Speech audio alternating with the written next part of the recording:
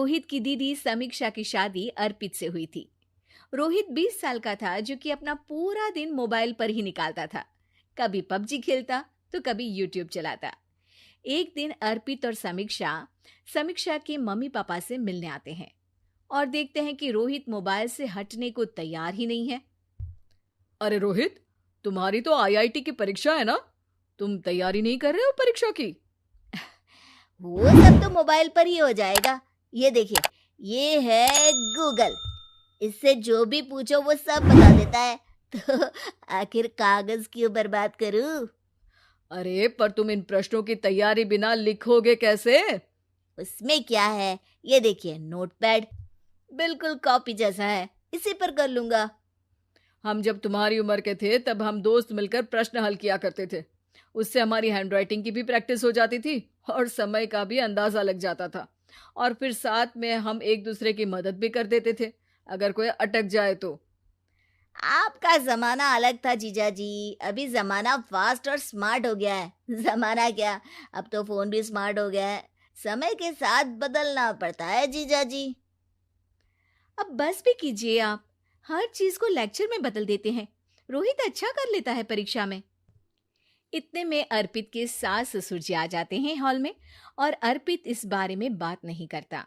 हालांकि अर्पित को लगता तो है कि पूरी तरह मोबाइल पर लगे रहना सही नहीं है, पर वो इस बात को और नहीं छेड़ता। ऐसे ही 2 दिन निकल जाते हैं। समीक्षा, मुझे काम से फोन आया था, मुझे वापस काम पर लौटना पड़ेगा।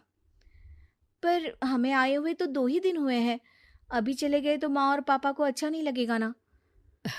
अच्छा ठीक है, तुम रुक जाओ, मैं काम खत्म करके फिर लौट आऊंगा।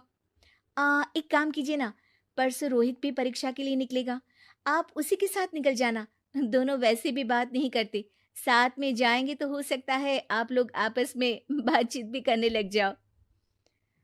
आह, ठीक है, मैं काम को 2 दिन टाल सकता हूँ। उसी रात जब सब खाना खाने बैठे थे, तो अर्पित अपने जाने की खबर बाकी लोगों को बताता है। मुझे काम के लिए वापस जाना होगा। अरे बेटा, पर अभी तो तुम आए हो, इतनी जल्दी चले जाओगे? नहीं माँ जी, समीक्षा यहीं रहेगी और मैं जल्दी ही काम खत्म करके वापस आ जाऊंगा। ठीक है, काम भी जरूरी है। वैसे कब निकलोगे बेटा?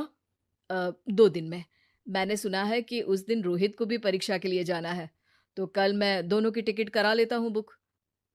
मेरी टिकट रहने दीजिए जीजा जी, मैं तो फोन से ही करवा लूंगा। हाँ, पर कोई दिक्कत हो गई तो? अरे कोई दिक्कत नहीं होती जीजा जी, फोन सब कर सकता है। हमारे फोन के रिचार्ज से लेकर टीवी का रिचार्ज सब रोहित यही फोन से बैठे बैठे कर देता है। अब ये नई चीज तो हमारे समझ के परे है, पर अच्छा है कि रोहित जानता है। हमारी मेहनत इतनी कम हो गई भाई। हाँ, पर अगर टिकट नहीं मिली तो?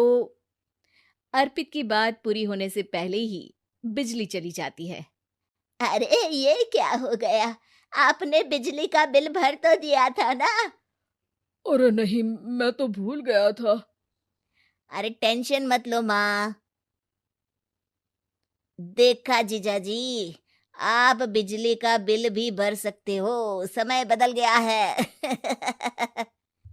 एक बार फिर अर्पित इस बात पर बहस नहीं करता। अगले दिन जाकर अपनी टिकट करवाता है और पैकिंग कर रहा होता है, जब शाम को अचानक से रोहित के चिल्लाने की आवाज आती है।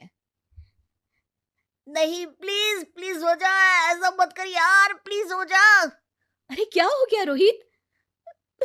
दीदी, सर्वर हैंग हो गया, मेरे टिकट मेरी टिकट नहीं हो पाई दीदी। क्या मतलब टिकट नहीं हो पाई? इतने में वहां रोहित के मम्मी और पापा भी आ जाते हैं। अरे क्या हो गया?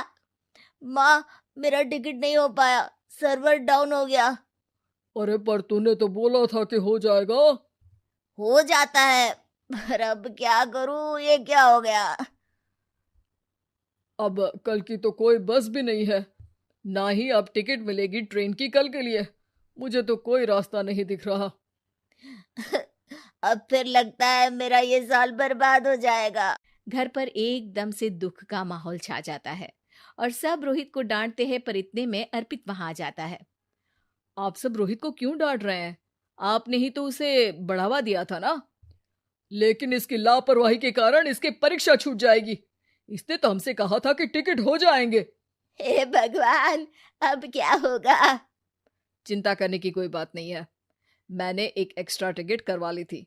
मैं समझता हूँ कि मोबाइल हमारा ही काम आसान करने के लिए है, पर उस पर ही पूरी तरह से निर्भर होना तो गलत बात है ना। रोहित टिकट को देखकर बहुत खुश हो जाता है और जोर से जाकर अपने जीजाजी के गले लग जाता है। सॉरी जीजाजी, मुझे आपकी बात ध्यान से सुननी चाहिए थी, पर थैंक यू सो मच। हाँ बेटा, तुमने तो इसका भविष्य बचा लिया।